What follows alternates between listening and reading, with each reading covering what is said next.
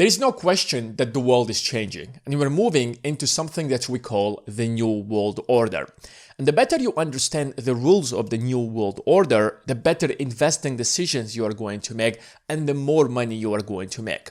And in this video, I want to talk about one asset that is positioned in such a way that its price is going to skyrocket because of the New World Order. And if you buy this asset now, you are going to make more money than your job. And to understand that, we have to understand the New World Order. The first sign is, of course, that the President of the United States has traveled to China to ask China for help against Iran. The United States started this war against Iran, and this war has already prolonged for a third month. And most likely, it is going to continue for a year, maybe even longer. And the United States is not happy about the fact that China, on the other side of the world, is helping Iran. The US president has also asked China to open its markets for the US companies. Chinese companies have made trillions of dollars out of the US consumer market over the last 40 years. Maybe it's time for the US companies to make so much money as well. Because the Chinese consumer market became so insanely rich that it is probably the largest market that the US companies can exploit. And the United States of America also wants to force China to buy oil from the United States. And this doesn't seem like the old world order, because in the old world order, the United States would demand something and the rest of the world would follow. It wasn't like the United States was ask another country. Everyone knew that if you're not going to listen to the United States is going to sanction you, and that will be the end of your economy. But in this case, the United States is not in a position to sanction China. The United States cannot possibly force China to stop helping Iran, which is how you know that we are already in the New World Order. And the best performing asset is most likely going to be gold without a question. Why? If you look at gold prices, they've hit $5,500 at their peak, but now they have fallen to $4,500. And looking at this chart, it is very clear that gold most likely will continue falling down, or maybe it will stabilize. No one is going to tell you that gold prices are going to rise to $7,000, maybe $10,000. Unfortunately, that is going to happen. And in this video, I'm going to tell you before that happens so that you know. First of all, you have to understand that gold is a completely useless asset. You can't actually use gold to make money. There isn't much use to it. You can actually use it in some certain type of technologies, of course, but there is a limited supply of gold that these businesses are not going to use it. They're most likely going to use silver or maybe another metal, and for a fact not gold. And gold simply sits there and shines. It is not an active asset. Even real estate is far better than gold, because at least with real estate, you're offering real value. You're offering a real service. You can rent that house. You can rent that apartment. You can rent that office. And that office is generating value to the people, and people are paying for it. So you want an active asset. So there is no reason for gold prices to continue rising. And gold primarily is always acting as a backup, because gold has this role of preserving wealth. So it's a backup plan for wealthy people, for central banks, for nations to use gold as a tool to preserve the country's wealth, to preserve your wealth. Whenever there are crises, world wars or recessions or Great Depressions, people literally rush to gold because the primary concern is no longer how much money I can make, but rather the billions of dollars that I have made, I want to preserve them as much as I possibly can. But here's the best alternative to gold.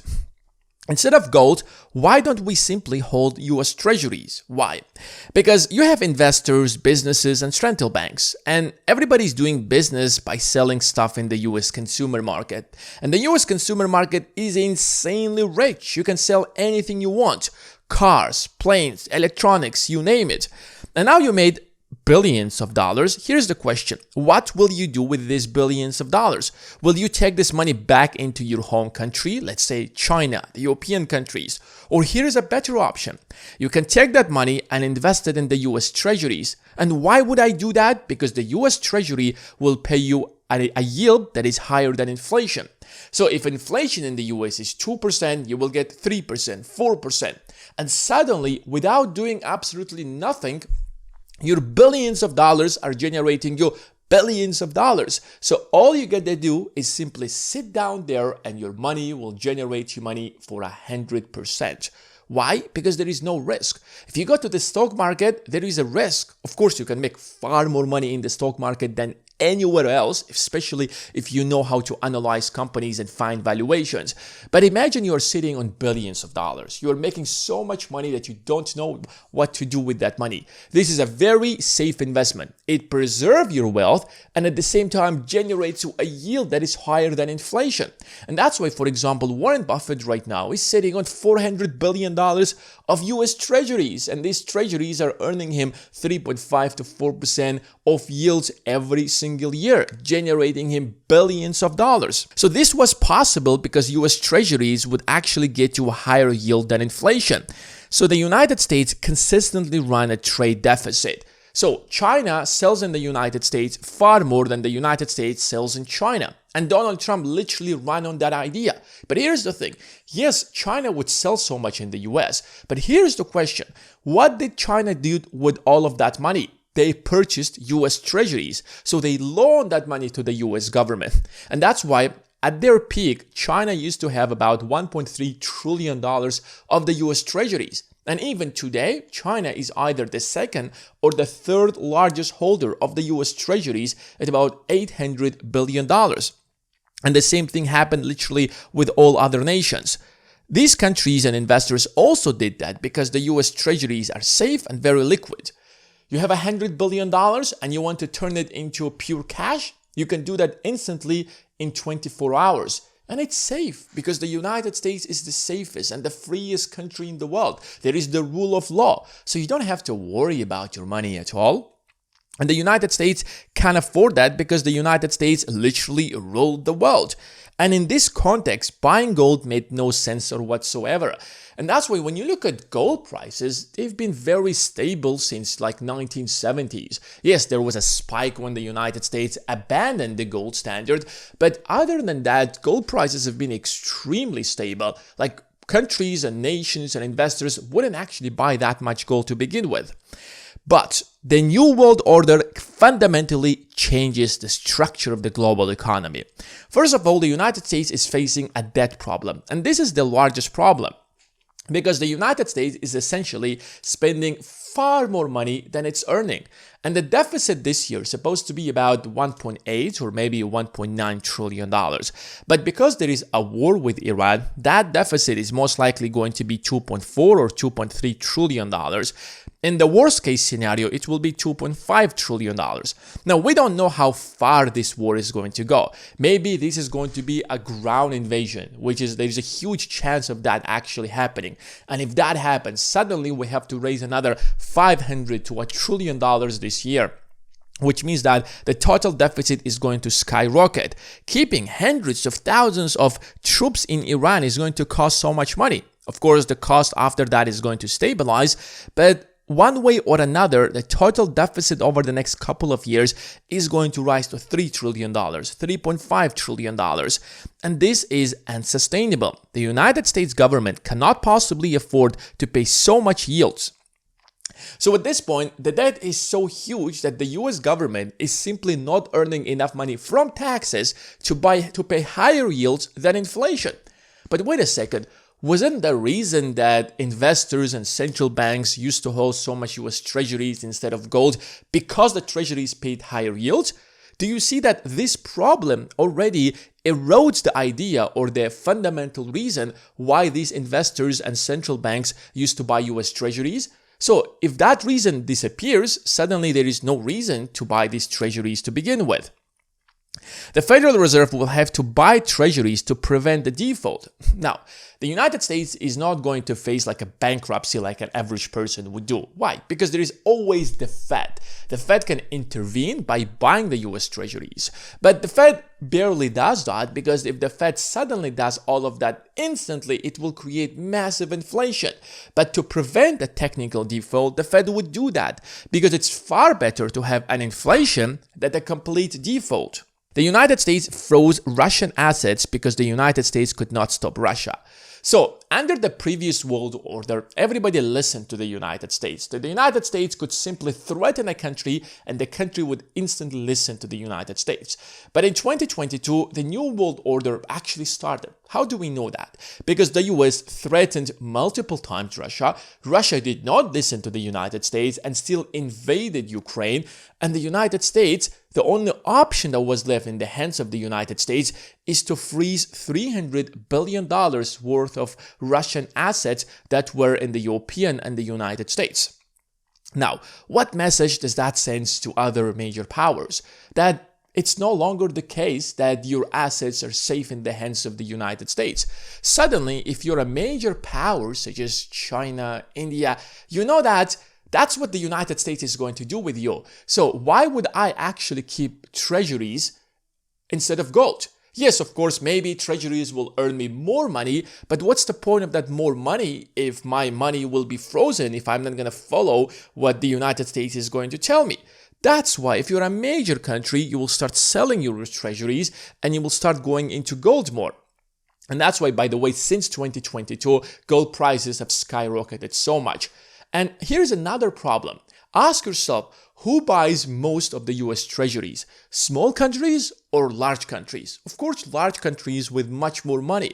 And if you're pushing away these countries, suddenly the demand for gold goes up and the demand for the US treasuries goes down. So the demand for the treasury bills by central banks will plummet because central banks need to have a lot of reserves to protect their own currencies. And here's how the Federal Reserve will create another crisis in order to make it even more impossible for investors to hold treasuries. Not just governments, not just central banks, but literally private investors. So, in 2008, when the US economy collapsed, something fundamentally changed with the entire US economy. Something like this was not done previously.